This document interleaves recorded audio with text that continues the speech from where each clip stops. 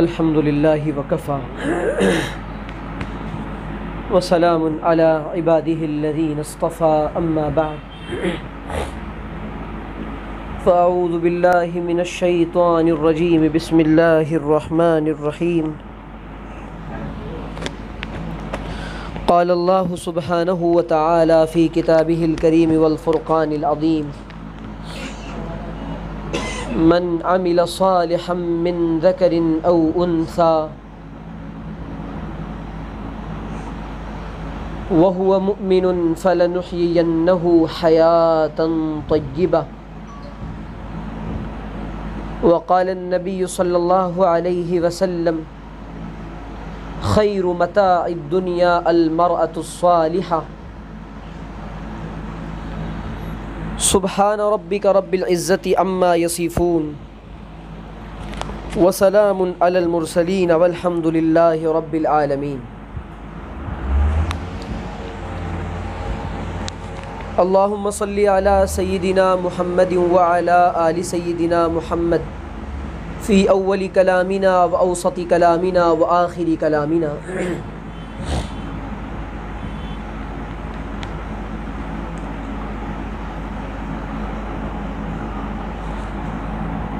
عمل سے زندگی بنتی ہے جنت بھی جہنم بھی، یہ خاکی اپنی فطرت میں نہ نوری ہے نہ ناری۔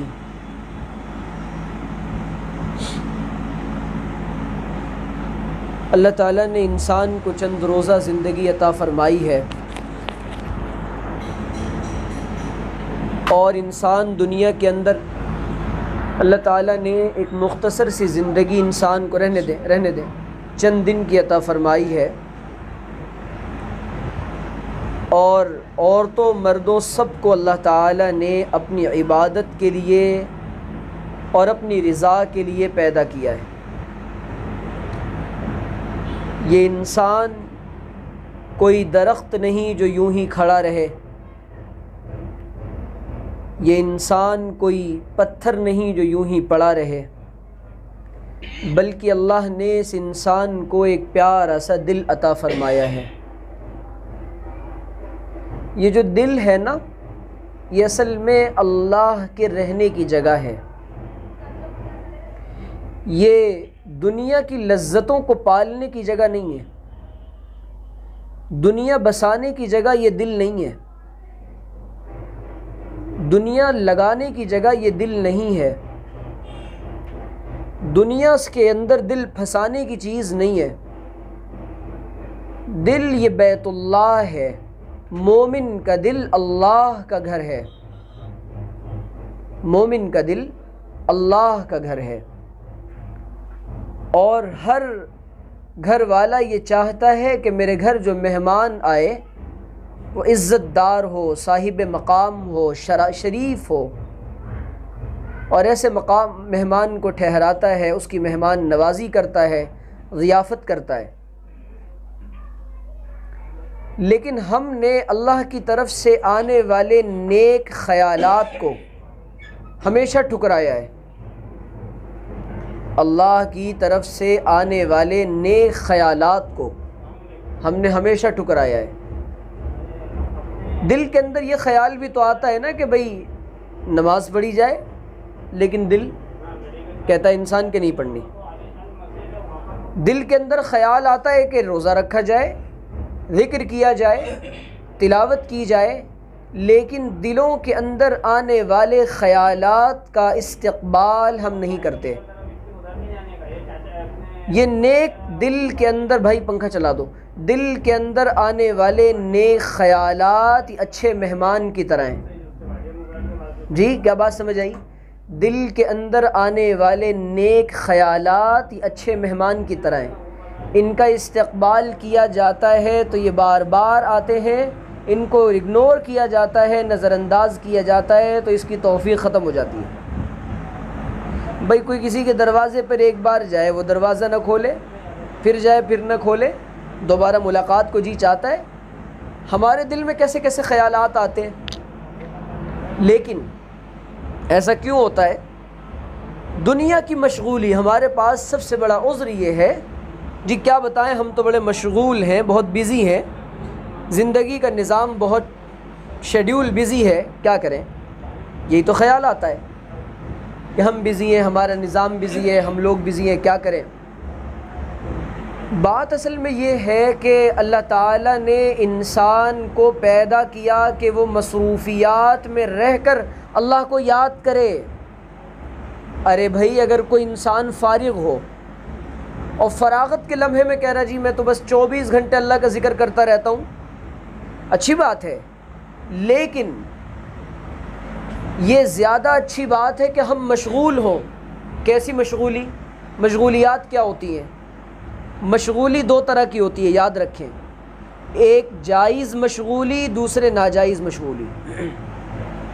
جائز مشغولی یہ ہے شوہر کی خدمت میں لگی ہوئی ہے، اولاد کی خدمت اور تربیت میں لگی ہوئی ہیں، گھر کی صاف صفائی میں لگی ہوئی ہے، تلاوت میں لگی ہے، ٹھیک ہے، اچھی جتنی مشغولیات ہیں، رشتہ داروں کی ملاقات میں ہے، مریض کی عیادت میں ہے، جنازوں کو کفنانے اور نہلانے کی مشغولی ہے، یہ مشغولیات ہیں، یہ جائز مشغولی ہے، اس پر ثواب ملے گا نیت اچھی ہو تو۔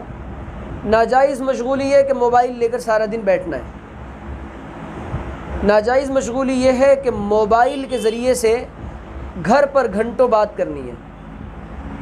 بری مشغولی یہ ہے کہ ایسی مشغولی، ہر وہ مشغولی بری ہے جو انسان کو اللہ سے غافل کر دے۔ اللہ تعالیٰ نے قرآن کریم کے اندر صحابہ کی صفت بیان کی ہے، رجال لا تلہیہم تجارۃ ولا بیع عن ذکر اللہ۔ وہ ایسے لوگ ہیں، ایسے مرد ہیں جن کو اللہ کے ذکر سے، اس کے نام سے خریدنا بیچنا غفلت میں نہیں ڈالتا۔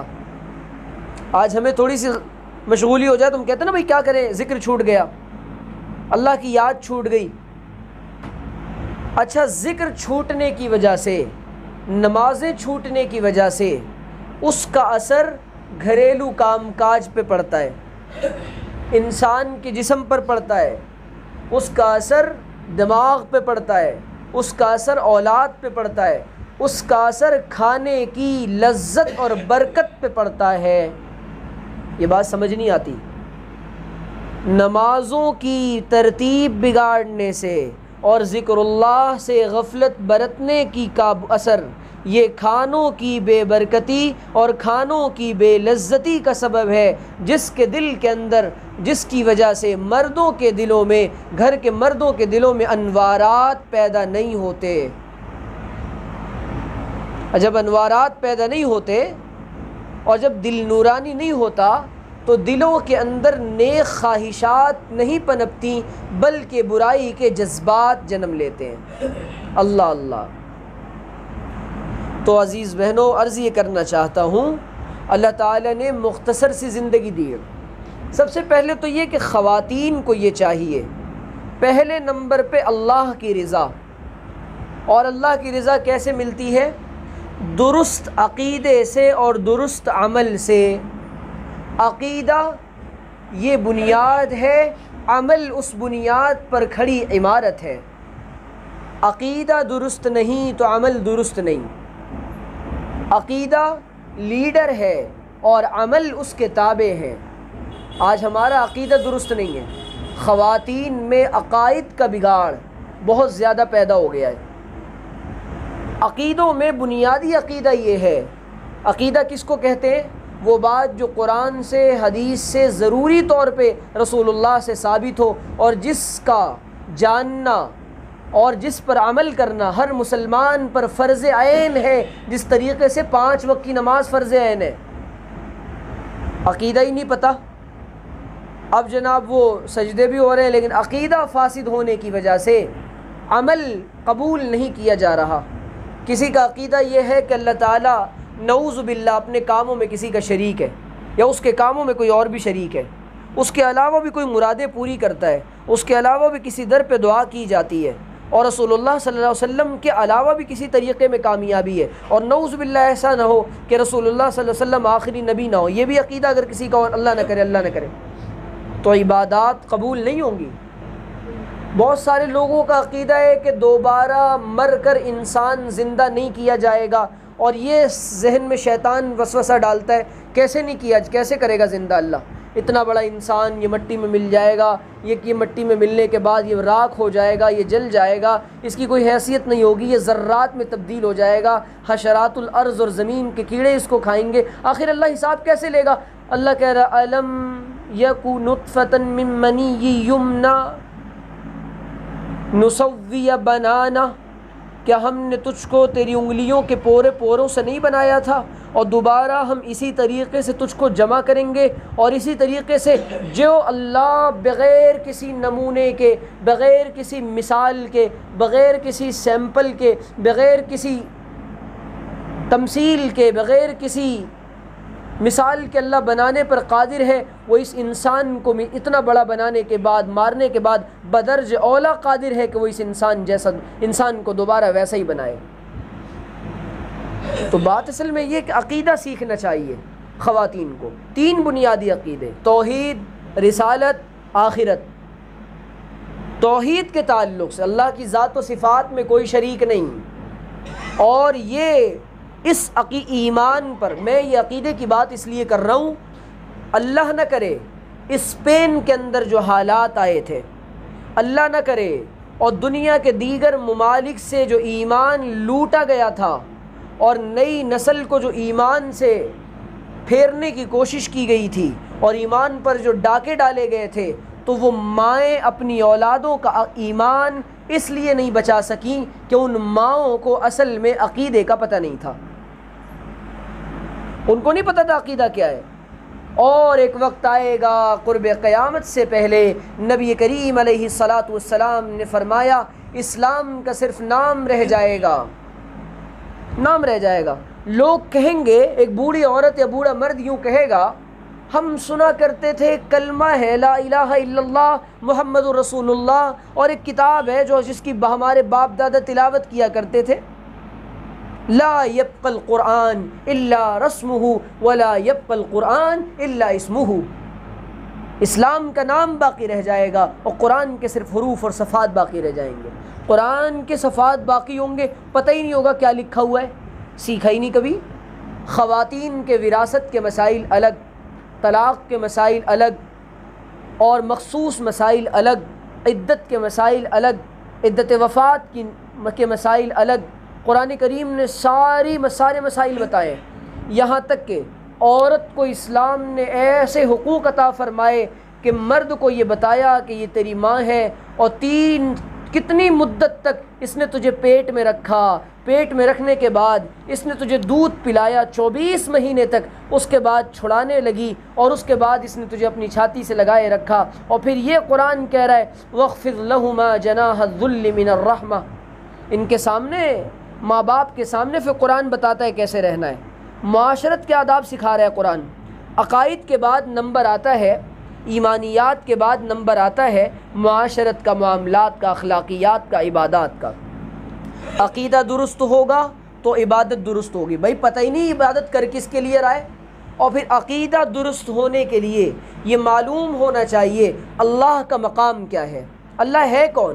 اللہ کا تعارف ہی نہیں ہے، آسمان و زمین کا بنانے والا، کہ انسان کے دل میں یہ بات پیدا ہو جائے کہ مجھ کو اللہ نے بنایا، میرے ماں باپ کو اللہ نے بنایا تھا، میرے باپ دادوں کو اللہ نے بنایا تھا، مجھے اولاد دینے والا اللہ ہے، اور بنیادی طور پہ یہ بات اس کے دل میں آ جائے کہ پیدا ہونے کے دن سے لے کر رزق کا نظام اللہ نے اپنے ذمے لے رکھا ہے، اور مارے گا بھی اللہ، جلائے گا بھی اللہ، اپنے سامنے کھڑا بھی اللہ کرے گا، حساب بھی اللہ لے گا، جنت بھی اللہ دے گا، جہنم بھی اللہ دے گا۔ یہ عقیدہ ہے۔ اب پتہ ہی نہیں کیا ہے عقیدہ۔ پھر اللہ تعالیٰ نے کس کو بھیجا بھائی؟ ہمارے نبی صلی اللہ علیہ وسلم کو اللہ تعالیٰ نے بھیجا۔ کیوں بھیجا نبی کو؟ نبی کو بھیجا جاؤ یہی باتیں بتاؤ، اننی انا اللہ لا الہ الا انا فاعبدنی واقم الصلاۃ لذکری، کہہ دیجئے کہ میں ہی اللہ ہوں، میرے علاوہ کوئی معبود نہیں، عبادت کے قابل، پرستش کے قابل، پوجنے کے قابل، ورشپ کے لائق، عبادت کے لائق صرف ایک ذات ہے، خداوند قدوس، بس اس کے علاوہ کوئی نہیں۔ سجدہ خالق کو، سجدہ رازق کو، سجدہ مالک کو، اس کے علاوہ کسی کے سامنے سجدہ نہیں۔ توحید کا نبی نے سب سے پہلے حضرت معاذ ابن جبل کو جب اہل یمن کی طرف بھیجا، بخاری مسلم کی روایت ہے، حضرت نبی پاک نے حضرت معاذ ابن جبل کو بھیجا، یا معاذ، اے معاذ تم ایسی قوم کی طرف جا رہے ہو جو قوم اہل کتاب ہے، سب سے پہلے ان کو کس کی دعوت دینا؟ ان یوحد اللہ، ان کو بتانا کہ اللہ ایک ہے۔ توحید کا نظام و توحید اگر پختہ نہیں، ساری عبادت بیکار ہے۔ مزاروں پہ جا کے سجدے بھی ہو رہے، بابا کے تعلق سے یہ عقیدہ ہے بابا اولاد دے گا، یہ خیال ہے کہ بابا رزق دے گا، اور الگ الگ قسم کے الگ الگ ٹائپ کے بابا بنا رکھیں، یہ بابا اولاد دیتا ہے، یہ بابا رزق دیتا ہے، یہ بابا دولت دیتا ہے، یہ بابا پیسے دیتا ہے۔ جیسے کعبۃ اللہ میں کفار نے بت بنا رکھے تھے، یہ بارش کا برسانے والا، یہ رزق کا دینے والا، یہ اولاد کا دینے والا، یہ دولت کا دینے والا، یہ لڑکی کا دینے والا، یہ لڑکے کا دینے والا، یہ زمین سے غلے کا نکالنے والا، ویسے ہی ہم نے بھی الگ الگ بت بنا رکھا ہے۔ سجدہ خالق کو بھی اور ابلیس کو بھی بتا کس سے عبادت کی جزا مانگے گا۔ سجدہ خالق کو بھی اور ابلیس سے یارانہ بھی، بتا کس سے عبادت کی جزا مانگے گا۔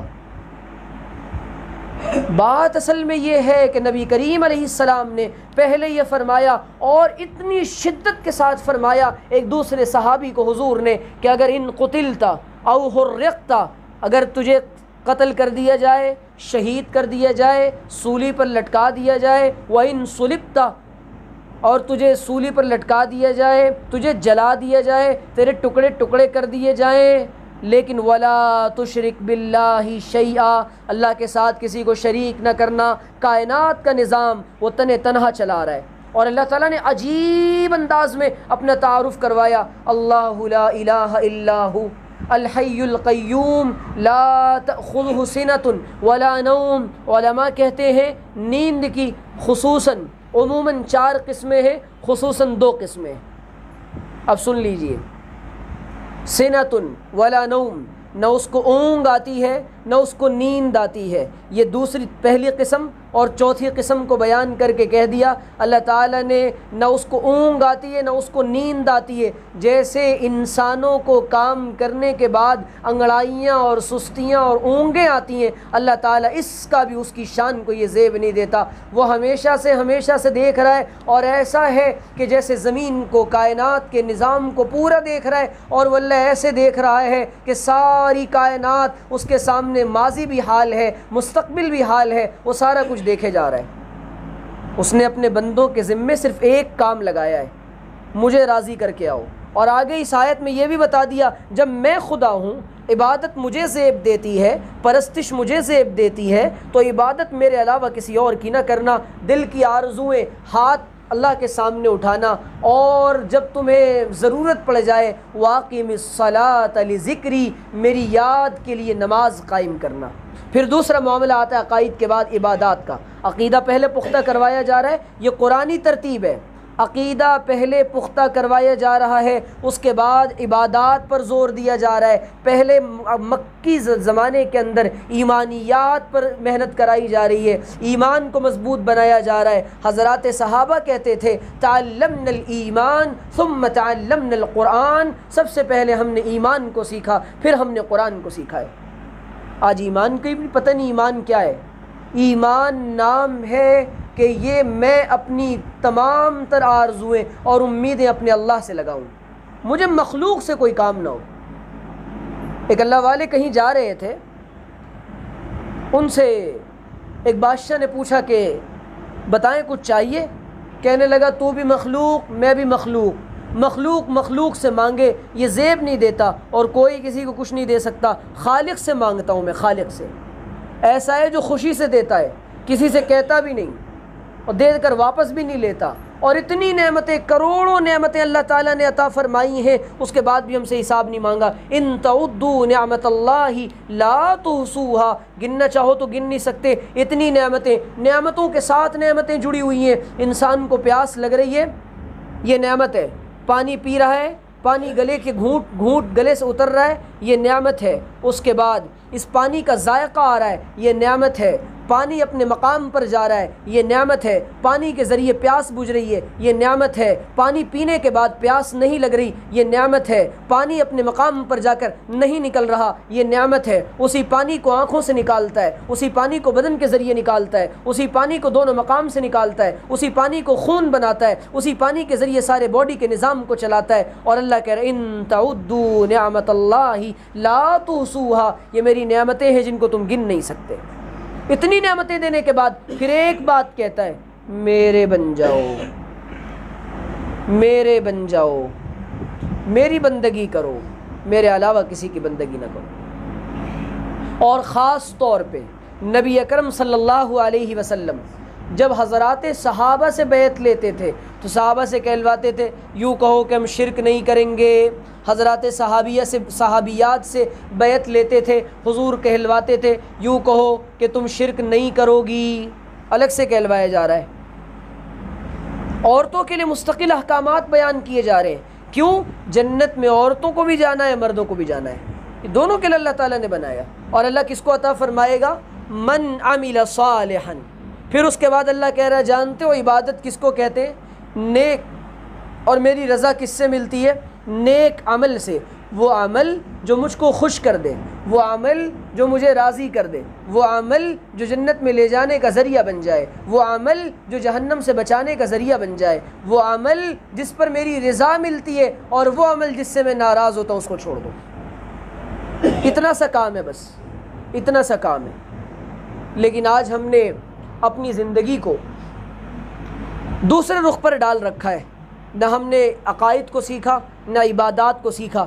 جب عبادت بگڑی، عبادات کا نظام بگڑا، صبح فجر سے اللہ جگانا شروع کرتا ہے، اللہ کا منادی کہتا ہے الصلاۃ خیر من النوم، خواتین کہتی ہیں رات کو برتن مانجتے مانجتے، بچوں کے کپڑے دھوتے دھوتے تھک گئی، اب تو صبح 7:30 بجے ان کو اسکول بھیجنا ہوگا تبھی آنکھ کھلے گی۔ اسکول بھیجنے کی اہمیت ہے، بچہ سکول نہ گیا تو یہ کیا پڑھے گا، سکول نہ گیا تو ان پڑھ رہ جائے گا، سکول نہ گیا تو اس کی عزت اور مقام اس کا معاشرے میں کچھ نہ ہوگا۔ او میری بہن، تو نے اسے ٹھنڈی اور میٹھی نیند سلا کر جہنم کے راستے چلایا ہے، اور تو نے اس کی فکر نہ کی۔ اللہ قرآن میں کہہ رہا ہے یا ایھا الذین آمنوا قوا انفسکم واہلیکم نارا، اے عورتوں اپنے آپ کو بھی جہنم کی آگ سے بچاؤ، اے مردوں اپنے آپ کو بھی جہنم کی آگ سے بچاؤ، اور اپنے اہل و عیال اور اپنے خاندان اور اپنے کنبے کو بھی بچاؤ۔ اور ہم نے اپنے سمیت اپنے پورے معاشرے کو اور اپنے خاندان اور کنبے کو جہنم کی طرف دھکیلا ہے۔ کس قدر گراں ہے تم پہ صبح کی بیداری، ہاں تم کو ہم سے کب ہے پیار، نیند ہے تم کو پیاری۔ ہم کو تو نیند ہے نا پیاری، کیا یہی آئین وفاداری ہے؟ اللہ کے ساتھ یہ وفا کا تقاضا نہیں ہے۔ وفا کا تقاضا تو یہ ہوتا ہے محبوب کی ایک آواز پہ لبیک کہا جاتا ہے، محبوب کے حکم پر اپنی مرضیات نہیں چلائی جاتی، محبوب کے سامنے اپنے جذبات کی قربانیاں دینی پڑتی ہیں، محبوب کے سامنے، معبود کے سامنے، اپنے رب کریم کے سامنے جس نے خوبصورت ترین بنایا، ان جانوروں کو دیکھو اور شکر ادا کرو، یہ بول نہیں سکتے، اپنے ضمیر کو ادا نہیں کر سکتے، یا اپنے حالات کو لوگوں کے سامنے نہیں رکھ سکتے، یا اپنے مظالم کو بیان نہیں کر سکتے۔ اللہ تعالیٰ نے ہر چیز کے لیے اظہار کے لیے زبان جیسی نعمت عطا فرمائی۔ اللہ کہتا ہے ہم نے کیا تجھ کو زبان عطا نہیں فرمائی؟ وَلِسَانًا وَشَفَتَيْن، اور اس زبان کو دونوں ہونٹوں کے بیچ رکھا، اور کیا نہیں دیکھتا؟ أَلَمْ نَجْعَلْ لَهُ عَيْنَيْن، اور آنکھیں عطا نہیں فرمائی؟ اس کے اندر کروڑوں کے کیمرے لگا دیے، اور کیسی دیکھنے والی آنکھ عطا فرمائی ہے، رنگوں کو الگ الگ دیکھ لیتی ہے، اور کیسی عقل عطا فرمائی ہے، تجھ کو سمجھ میں نہیں آتا؟ کائنات کا اتنا بڑا نظام دیکھ کر، ہماری قدرت دیکھ کر اب بھی سمجھ نہیں آیا کہ ہم تجھ سے کیا چاہتے ہیں؟ یہ دنیا ہم نے تیرے لیے بنائی ہے، ان الدنیا خلقت لکم وانکم خلقتم للآخرہ، اور آخرت کو تیرے لیے، تجھ کو آخرت کے لیے پیدا کیا ہے۔ اللہ نے ہم کو آخرت کے لیے بنایا، دنیا کے لیے نہیں بنایا۔ رنگ رلیوں پہ زمانے کی نہ جانا اے دل، رنگ رلیوں پہ زمانے کی نہ جانا اے دل، یہ خزاں ہے جو بانداز بہار آئی ہے۔ قبروں میں کتنی میک اپ کرنے والیاں چلی گئیں، کتنی سجنے والیاں چلی گئیں، کتنی حسیناؤں کے حسن قبرستان کی کے اندر پڑے ہوئے ہیں جن کی ہڈیوں کو دیکھنے والا بھی کوئی نہیں، جن کی ہڈیاں وہاں گل کر سڑ گئیں، بوسیدہ ہو گئیں، ان کی قبروں پر کوئی فاتحہ پڑھنے والا نہیں، وہ مس ورلڈ کہلانے والیاں، وہ پوری دنیا کی خوبصورت ترین عورتیں، اللہ تعالیٰ توبہ کی توفیق عطا فرما دے، مرنے سے پہلے یو ٹرن لے لیں ہم اور اللہ کی منزل پر آ جائیں۔ یہ اصل سستا سودا ہے۔ تاب منزل صرف دیوانے گئے، لوٹ آئے جتنے فرزانے گئے، لوٹ آئے جتنے فرزانے گئے۔ ہم اگر جانا چاہتے ہیں اللہ تک تو اپنی مرضیات کو اللہ کے لیے قربان کرنا پڑے گا۔ انسان یہ کہ میں یہ بھی کروں گا اور نماز بھی پڑھوں گا، نہیں چلے گا۔ تیرا حضور بھی بیکار، تیرا قیام بھی بیکار۔ کوئی فائدہ نہیں ایسی نمازوں کا جو اللہ کی مرضیات پر نہ لائے۔ وہ رکوع اور سجدہ ہے، وہ جھکنا ہے، وہ ٹائم پاس ہے، وہ عبادت نہیں ہے۔ عبادت جب دل میں داخل ہوتی ہے، عبادت کا نور جب دل میں آتا ہے تو ظلمتوں کے ساتھ، گناہوں کے ساتھ زندگی گزارنا مشکل ہو جاتا ہے۔ آج ہم نے جس زندگی کو اختیار کیا ہے نا، یہ اللہ کی فرما برداری والی زندگی نہیں ہے۔ صبح سے لے کر شام تک، شام سے لے کر رات تک، رات سے لے کر پھر صبح تک، دن کے 24 گھنٹوں میں ہمارا نظام الاوقات کیا ہے، ہمارا نظام زندگی کیا ہے، ہمارا مزاج زندگی کیا ہے۔ سب کو راضی کرنے کی فکر ہے، اللہ کو راضی کرنے کی کوئی فکر نہیں۔ 24 گھنٹے کی زندگی میں یہ پلاننگ ہے، ابھی یوں کرنا ہے، یہ کرنا ہے، یہ کرنا ہے، ہر کام کا شیڈیول ہے۔ اللہ مر گیا، مرنے کے بعد اللہ کو کیا جواب دینا ہے، اس کا کوئی شیڈیول نہیں ہے۔ اری کیا کرے گی کھڑی دن کا دن، نہ جانے بلا لے پیا کس گھڑی۔ اللہ تو نہ جانے کب بلا لے نا، یہ بولنے والا ابھی جا سکتا ہے، سننے والوں میں کوئی بھی کبھی بھی جا سکتا ہے۔ کس ترتیب کے انتظار میں ہے کہ پہلے دادی جائے گی، پہلے نانی جائے گی، دادیوں دادوں کے کندھوں پر پوتوں کے جنازے دیکھے، نواسوں کے نانوں کے کندھوں پر نواسوں کے جنازے دیکھے، بوڑھے باپ کے کندھے پر جوان بیٹی کے جنازے دیکھے۔ کس گمان میں ہم آپ پڑے ہیں؟ افحسبتم انما خلقناکم عبثا وانکم الینا لا ترجعون، ہم نے تم کو بیکار پیدا کیا ہے۔ حضرت ابراہیم بن ادہم، ہم نے موبائلوں میں زندگی گزاری، یہ شو دیکھ لیں، وہ شو دیکھ، اس کے ٹائم طے ہیں، اور ان موبائلوں نے ہماری معاشرت کو تباہ کر دیا۔ اسلام نے جو خوبصورت معاشرت عطا فرمائی، اس معاشرت کو تباہ کر دیا۔ اس میں میاں بیوی کے حقوق ہیں، اس میں ماں باپ کے حقوق ہیں، اس میں اولاد کی تربیت کے رہنما اصول ہیں۔ ہم نے اس معاشرت کو تباہ کیا ہے۔ تمہاری تہذیب اپنے خنجر سے آپ خودکشی کرے گی، جو شاخ نازک پہ آشیانہ بنے گا ناپائیدار ہوگا۔ ہم نے جس تہذیب کو گلے لگایا ہے نا کہ جی کھانے کا ٹائم الگ، بیٹا الگ کھائے گا، ماں الگ کھائے گی، شوہر الگ کھائے گا۔ حضور نے فرمایا ساتھ کھانے والوں پر، کٹھے کھانے والوں پر اللہ کی رحمت اترتی ہے، ایک ساتھ کھانے میں برکت ہوتی ہے، الگ الگ کھا کر کے ساری برکت کو ختم کر دیا۔ فرمایا برتن میں جتنے ہاتھ ہوتے ہیں اتنی برکت اترتی ہے، اور فرمایا 2 کا کھانا 4 کے لیے کافی، 4 کا کھانا 8 کے لیے کافی۔ اللہ کے رسول سچ فرما رہے ہیں، سچے اور پیارے نبی نے فرمایا۔ ہم نے اپنی معاشرت کو خود خراب کیا ہے، اپنی تہذیب کا گلا خود گھونٹا ہے۔ لباس کون سا پہننا ہے؟ وی کٹ والا لباس یہ بے حیائی ہے، گول کٹ والا لباس یہ حیا کا لباس ہے، اور اللہ کو یہ صفت اتنی پسند ہے حیا کی، شرم و حیا کی، بولڈنس خاتون کی اور عورت کی اللہ کو پسند نہیں ہے۔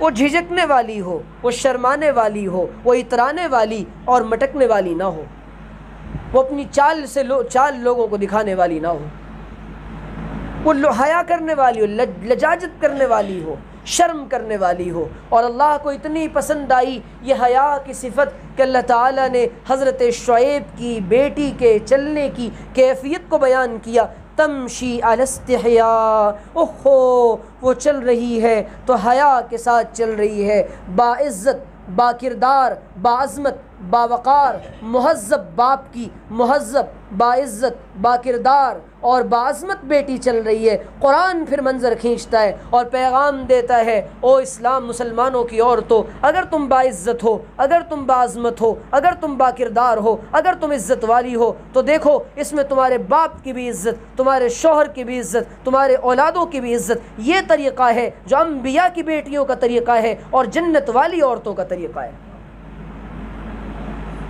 ہم نے کس تہذیب کو، ہم نے اپنی عقائد کو برباد کیا، اپنی عبادات کو چھوڑا، پھر اپنی معاشرت کو تباہ کیا۔ ہم معاشرت کن سے سیکھتے ہیں؟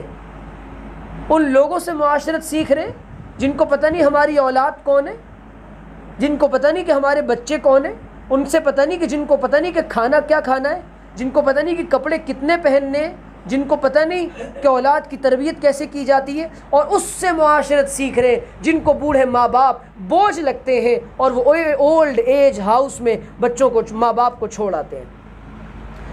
چھوٹے بچوں کو بیبی سٹنگ میں ڈال دیا اور ماں باپ کو اولڈ ایج ہوم میں ڈال دیا۔ آنے والی بہو پر جو ماں باپ بوجھ لگتے ہیں، او میری بہن تو بھی کسی کی جب ساس بنے گی تو بھی کسی پر بوجھ لگے گی، تو بھی بوجھ بنے گی۔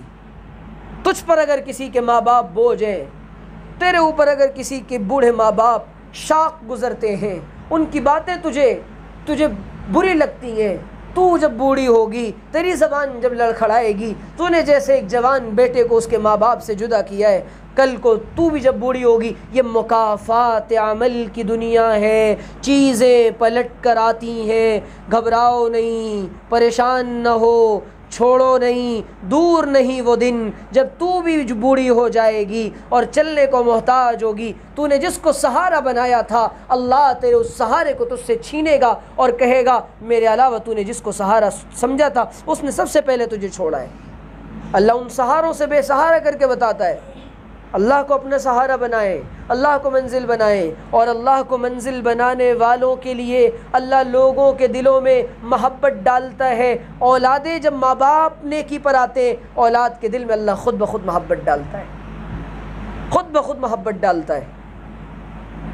بات اصل میں یہ ہے، ہم یہ سیکھیں کہ ہمیں زندگی کیسی گزارنی ہے۔ 60-70 سال کی زندگی، اور یہ زندگی بہت قیمتی ہے، بہت قیمتی زندگی ہے۔ اس میں ایک واقعہ سنا دیتا ہوں۔ اللہ تعالیٰ کیسے قدردانی فرماتے ہیں۔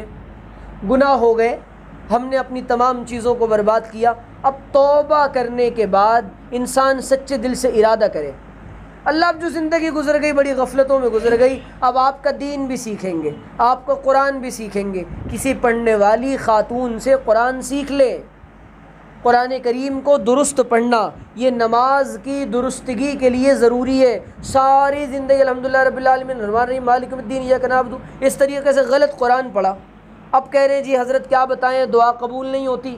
اب سب سے زیادہ بابوں کے پاس ہماری مائیں بہنیں جا کے بیٹھی ہوئی ہیں، جی حضرت وہ کسی نے کچھ کر دیا ہے۔ خالہ کچھ نہیں کیا کسی نے، آپ نے کچھ نہیں کیا ہے، دادی اماں آپ نے گھر میں کچھ بھی نہیں کیا، نہ فجر آپ نے پڑھی، نہ ذکر آپ نے کیا، نہ تلاوت آپ نے کیا۔ جی حضرت کیا بتائیں وہ تو بچے بس موبائل لے کے بیٹھے رہتے ہیں۔ اجی خالہ کیا آپ موبائل لے کے نہیں بیٹھتی؟ بچوں نے آپ کو دیکھا گیا کہ ایک عیسائی اور یہودی فیملی گزر رہی ہے، اس کے بچوں نے کتابیں لی ہوئی ہیں، مسلم فیملی بڑی حیران ہوئی۔ ہم حیران ہیں کہ ہم اپنے بچوں سے کتابیں چھڑوانا چاہتے ہیں، موبائل چھڑوانا چاہتے ہیں اور کتابیں دینا چاہتے ہیں، اور یہ موبائل چھوڑ کر کتابیں لے رہے ہیں۔ کہنے لگے بات اصل میں یہ ہے، میں بھی اور اس کے والد بھی، ماں باپ ہم دونوں بچوں کے سامنے موبائل کا استعمال کم سے کم کرتے ہیں۔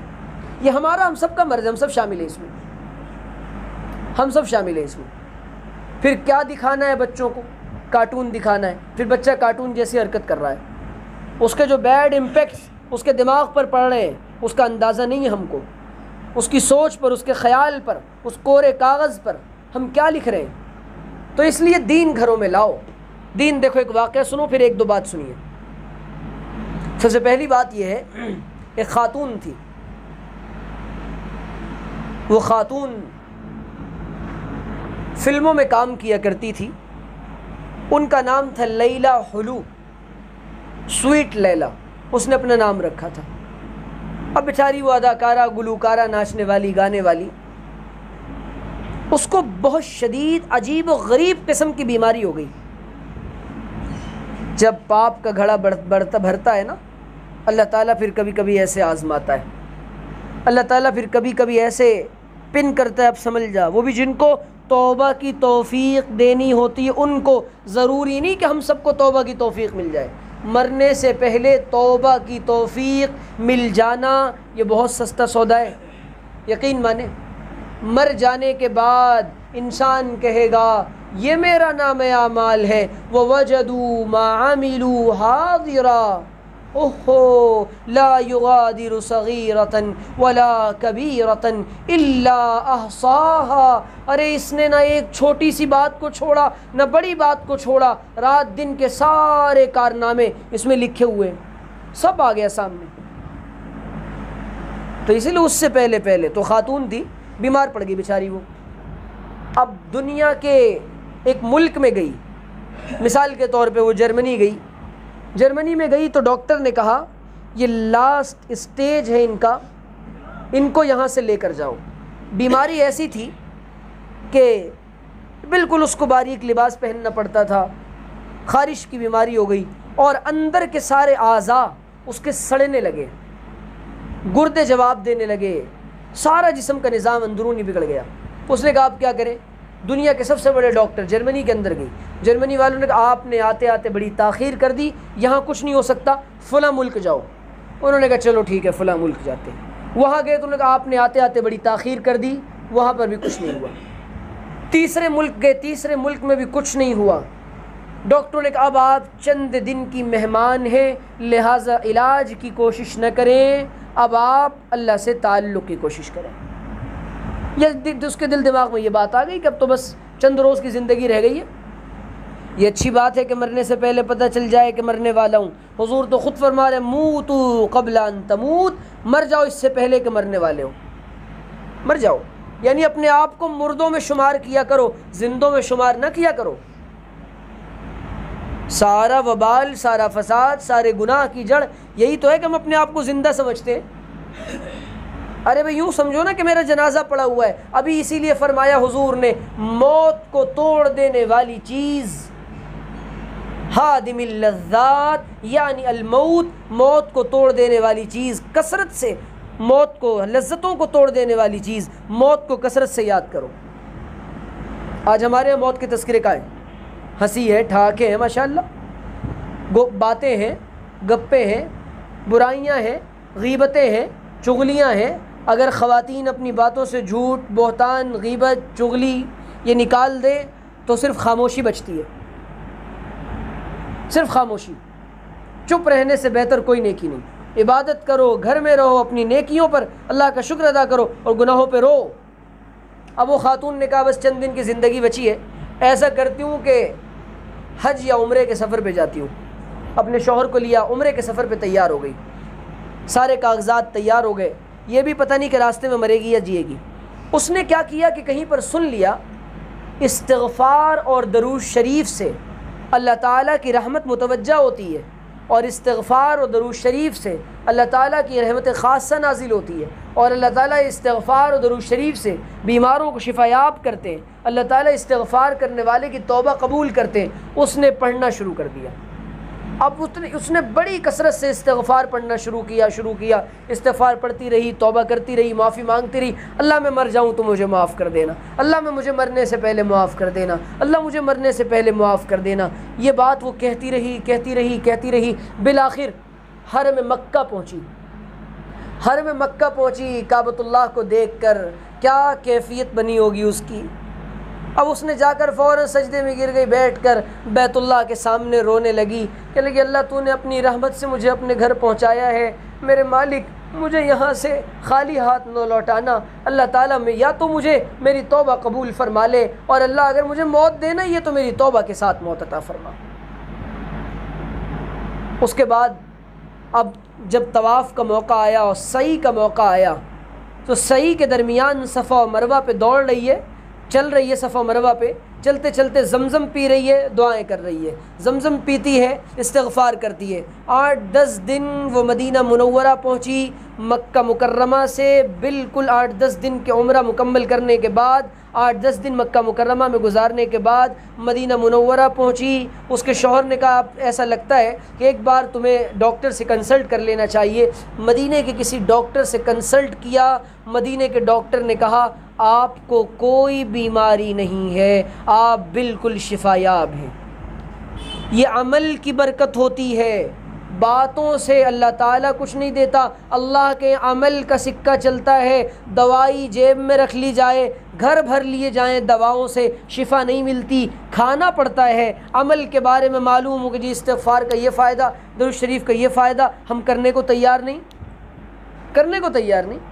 تو صبح شام نمازوں کا ٹیبلٹ لے لینا چاہیے. طاقت کے لیے درود اور استغفار کا استعمال کرنا چاہیے. درود شریف اور استغفار کے کیپسول کا استعمال کرنا چاہیے. یہ وٹامن ڈی کے کیپسولز ہیں, اس کو استعمال نہیں کر رہے ہم. بات اصل میں یہ ہے کہ ہم نے, روایت میں آتا ہے من لزم الاستغفار جعلہ اللہ من کل ضیق مخرجا ومن کل ہم فرجا ویرزقہ من حیث لا یحتسب. اللہ کے رسول نے فرمایا جو آدمی استغفار کو اپنے لیے لازم کر لیتا ہے اللہ تعالیٰ اس کو نقد انعامات عطا فرماتے. کنٹینیو استغفار جو پڑھتا رہتا ہے, توبہ کرتے رہتا ہے, اپنے گناہوں کا استحضار کرتا ہے, اللہ سے معافی طلب کرتا ہے, اللہ کے رسول نے فرمایا اللہ تعالیٰ اس کو تمام تنگیوں سے, پریشانیوں سے, مصیبتوں سے نکلنے کا راستہ عطا فرماتے ہیں, اور اللہ تعالیٰ اس کو غم سے نجات عطا فرماتے ہیں.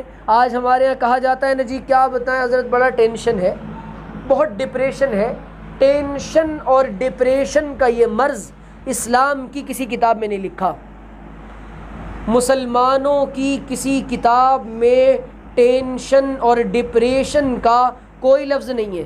ہمارے یہاں اطمینان کا لفظ ہے, سکون کا لفظ ہے, چین کا لفظ ہے, راحت کا لفظ ہے, آرام کا لفظ ہے, آسانی کا لفظ ہے. ہمارے tension, depression, hypertension, anxiety فینزائٹی کا کوئی لفظ نہیں. یہ مغربوں کی بیماری ہے, یہ اہل مغرب کی بیماری ہے جو ہم تک آئی ہے. جی کیا بتائے ٹینشن ہے, بچہ کہہ رہا ہے ٹینشن ہے. مرنے کا ٹینشن نہیں ہے, قبر میں جانے کا ٹینشن نہیں ہے, فرشتوں کی پٹائی کا ٹینشن نہیں ہے, منکر نکیر کے سوالات کے جوابات کا ٹینشن نہیں ہے, بے پردہ پھرتی ہے اس کا ٹینشن نہیں ہے, شوہر سے زبان درازی کرتی ہے اس کا ٹینشن نہیں ہے, شوہر کے حقوق ادا نہیں کرتی وہ ٹینشن نہیں ہے, پل صراط سے گزرنے کا ٹینشن نہیں ہے. ٹینشن ہے تو کس کا جی؟ ہاں ٹینشن سب سے زیادہ یہ جی کیا بتائیں, پیسے نہیں آ رہے, یہاں ایسے رہے یا ویسے رہے گزر جائے گی. جھونپڑی میں رہنے والے کی بھی گزرے گی, محلات میں رہنے والوں کی بھی گزرے گی, جنگلات میں رہنے والوں کی بھی گزرے گی, ریگستان اور صحراؤں میں رہنے والوں کی گزر گئی, ہماری بھی گزر جائے گی. پریشانی اور ٹینشن وینشن کی کوئی بات نہیں ہے, ٹینشن کی کوئی بات نہیں ہے. کیا ہوگا, زیادہ سے زیادہ فاقہ ہوگا نا. ارے اللہ کی رضا کے ساتھ فاقہ ہو جائے وہ بھی قبول.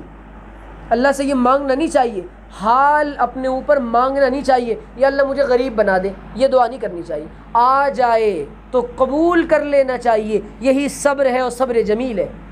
پہلی بار میں الصبر عند الصدمۃ الاولی, صبر صدمے کے پہلے وقت میں کیا جاتا ہے, سب سے پہلے کیا جاتا ہے. یہاں جی جناب بچہ مر گیا اور جی ہائے ایک صاحب نے میرے سامنے کی بات ہے شرکیہ کفریہ بول لے, اللہ نے میری اولاد لینی تھی, میں ہی ملا تھا, میرا ہی گھر تھا. اس کے بعد میں کہہ رہا اللہ مجھ کو صبر جمیل عطا فرمائے. جی قتل کرنے کے بعد کہہ رہے ہیں جی بڑی غلطی ہو گئی. بات اصل میں یہ ہے ہم نے دین کو اپنے مزاج کے مطابق بنایا ہے. ہم اب دین کے مزاج کے مطابق ہم نہیں ڈھلے, ہم دین کو اپنے مطابق ڈھالنا چاہتے ہیں. بات سمجھ آ گئی. اب کرنے کا کام سنو دو. کرنے کا کام یہ ہے فرائض کی پابندی, عقائد کو سیکھنا, عبادات کو سیکھنا, مسائل کو سیکھنا, قرآن کریم کا سیکھنا تجوید کے ساتھ, اور صبح شام کا ذکر میں درود شریف استغفار کی پابندی یہ لازم کر لیں. استغفار درود شریف کو, اس سے گھر کی ٹینشن اور پریشانی دور ہو جائے گی. ٹھیک ہے انشاءاللہ. اللہ تعالیٰ سے دعا اللہ تعالیٰ سمجھنے کی عمل کرنے کی توفیق عطا فرمائے. وآخر دعوانا ان الحمد للہ رب العالمین. مولانا دعا فرمائیں.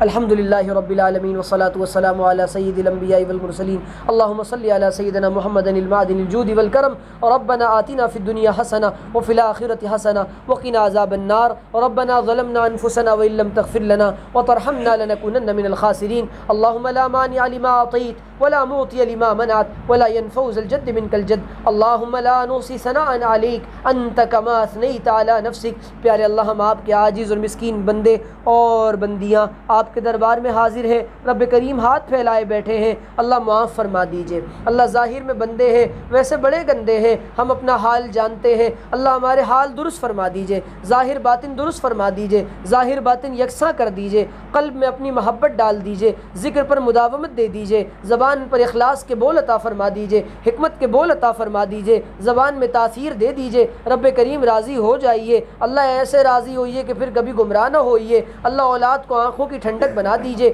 عقائد سیکھنے کی توفیق عطا فرما دیجئے، صحیح عقیدوں کی تعلیم عطا فرما دیجئے، صحیح عقیدے والوں سے جوڑ دیجئے، اللہ ایمان پر خاتمہ فرمائیے، اسلام پر باقی رکھیے، عمل صالح عطا فرما دیجئے، عافیت عطا فرما دیجئے، صحت عطا فرما دیجئے، پریشانیوں کو دور عطا فرما دیجئے، شیطان کو دفع دور کر دیجئے، نفس سے بچا دیجئے، حالات کے فتنوں سے بچا دیجئے، تمام دنیا کے ظاہر باطنی فتنوں سے بچا دیجئے، اللہ ایسا بنا دیجئے جیسے آپ ہمیں دیکھنا چاہتے ہیں، گھروں کے اللہ پریشانیوں کو دور فرما دیجئے، اے اللہ گھروں کے اندر دین کو زندہ فرما دیجئے، ذکر کا نور عطا فرما دیجئے، تلاوت کا سرور عطا فرما دیجئے، ذکر کی حلاوت اور مٹھاس عطا فرما دیجئے، رب کریم معاشرت کو اچھا بنا دیجئے، شوہروں کی قدر کرنے کی توفیق عطا فرما دیجئے، رب کریم اولادوں کو نیک و دیندار بنا دیجئے، اے رب کریم دین کو زندہ فرما دیجئے، اللہ بار بار اپنے نیک بندوں کی مجلسوں میں جانے کی توفیق عطا فرما دیجئے، اہل ایمان کے ساتھ رکھیے، ایمان پہ خاتمہ فرمائیے، قیامت کے دن اہل ایمان کے ساتھ